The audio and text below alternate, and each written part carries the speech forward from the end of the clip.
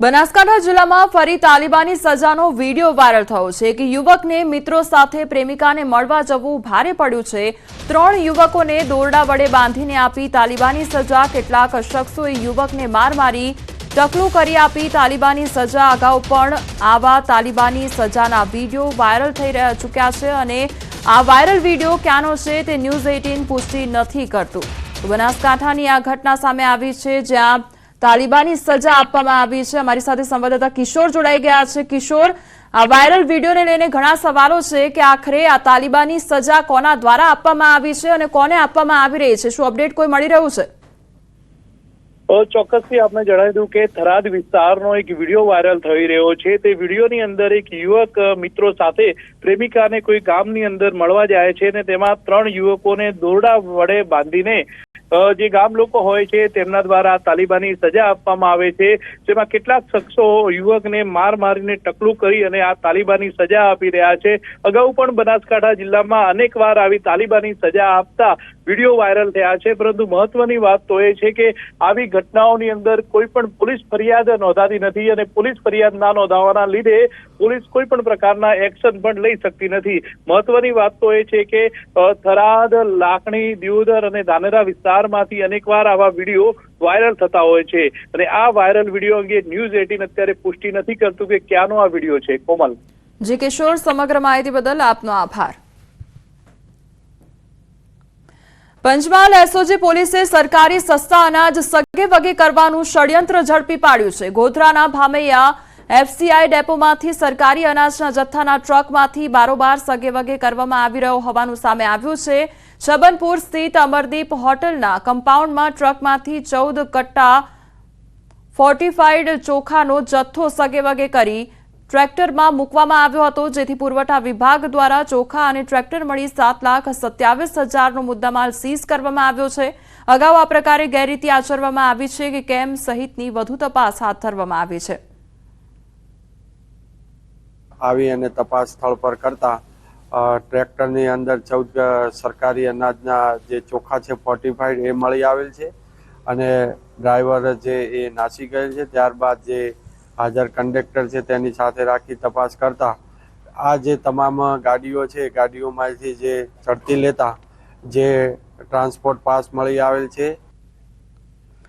વડોદરામાં આવાસના મકાનોના ફોર્મને લઈ નાયબ કલેક્ટરનું નિવેદન સામે આવ્યું છે। તેમણે જણાવ્યું છે કે આવાસના મકાન માટે વધુ 16,000 ફોર્મ છપાવ્યા છે।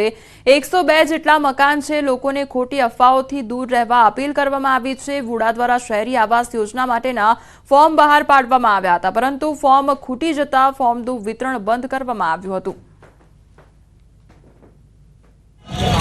લગભગ 102 જેટલા મકાનો છે, એના માટે આપણે ફોર્મો છપાવ્યા હતા। ફોર્મની અછત સર્જાતા, કારણ કે લોકોની માંગ વધી ગઈ છે, ફોર્મની અછત સર્જાતા 2 દિવસ બંધ રાખ્યું હતું। ફોર્મ છપાઈ ગયા છે, હવે આપણી પાસે પૂરતા પ્રમાણમાં ફોર્મ ઉપલબ્ધ છે।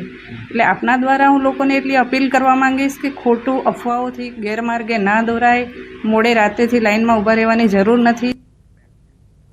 અમદાવાદમાં આયોજિત ફ્લાવર શોમાં તૈયાર કરાયેલા ફ્લાવર બુકેને ગિનિસ બુક ઓફ વર્લ્ડ રેકોર્ડમાં સ્થાન મળ્યું છે। Guinness book of world record ટીમે તેની સત્તાવાર જાહેરાત કરી છે, જેનું કમિશનર, ડેપ્યુટી મેયર સહિત પદાધિકારીઓએ સર્ટિફિકેટ મેળવ્યું છે। ગત વર્ષે સૌથી લાંબી ફ્લાવર વોલનો રેકોર્ડ મળ્યો હતો, ત્યારે આ વર્ષે વર્લ્ડ્સ લાર્જેસ્ટ ફ્લાવર બુકેનો એવોર્ડ મળ્યો છે। ની મહેક આજે ઇન્ટરનેશનલ સુધી પહોંચીને એમાં પણ વધુ એક યશ કલગી ઉમેરાઈ છે। જે બુકે છે તેને ગિનિસ બુક વર્લ્ડ રેકોર્ડમાં સ્થાન મળ્યું છે। લોકો પણ અને ખાસ કરીને અમદાવાદ બહારથી આવતા લોકો પણ ક્યાંક ખુશી અનુભવી રહ્યા છે। આ બુકે છે એ બુકેને હવે ગિનિસ બુક વર્લ્ડ રેકોર્ડમાં સ્થાન, પેલા યુઈ હતું, હવે ભારતનું અમદાવાદ છે કે જે સૌથી મોટો જે બુકે બનાવે છે। કેટલી ખુશી વ્યક્ત કરો છો અમદાવાદ? बहुत खुशी व्यक्त करे छे અને ગિનિસ બુક પર નામ આવ્યું છે, અમને ખૂબ અભિનંદન, આનંદ થાય છે। શું કહેવું તમારું? આની પહેલા આપણે જે વોલ હતી એ વોલ હતી, હવે નવું એક આ નામ યશ કલગી અમદાવાદમાં, અમદાવાદીઓ માટે કેટલું પ્રાઉડ? पब्लिक का जो नए तरफ से ध्यान डाइवर्ट किया है, पब्लिक जो टेंशन में रहती है उसके लिए बहुत अच्छा ये सजेशन जो सरकार ने लिया है, ध्यान डाइवर्ट करके उसके लिए बहुत बहुत शुक्रिया। आप શું કહેવું છે? બહુ જ ખુશીની વાત છે, એ પણ આપણા અમદાવાદ માટે કે અમદાવાદમાં રિવરફ્રન્ટમાં ફ્લાવર શો ગિનિસ બુકમાં આ નામ સ્થાન પામી રહ્યું છે. Unbelievable, mind blowing. શું કેવું?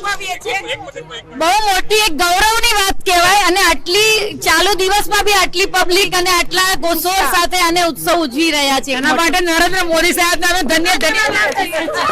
શું કેવું છે આપ? ખાલી એક વાક્ય કહો. કોંગ્રેચ્યુલેશન. આવું નવું ખુશી મળતી રહે એવું કરતા રહે.